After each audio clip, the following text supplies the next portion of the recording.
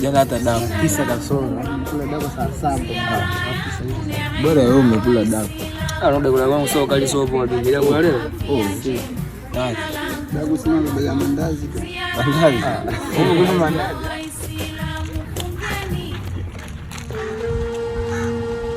Assalamu alaikum.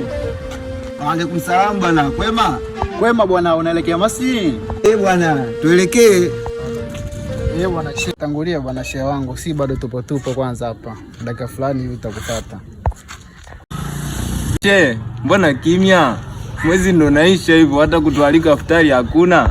Kama kawaida, kila Ramadhani mimi 10 la kwanza lazima nifuturishe. Kwa hiyo tuje saa ngapi leo? Chungu cha 20 shehe wangu, 10 la kwanza lishapita. Ndio tushafeli hivyo. Inshallah, tondo uzima Ramadhani ijayo 10 la kwanza muwai. Jina langu Ramadhani, ziara yangu ni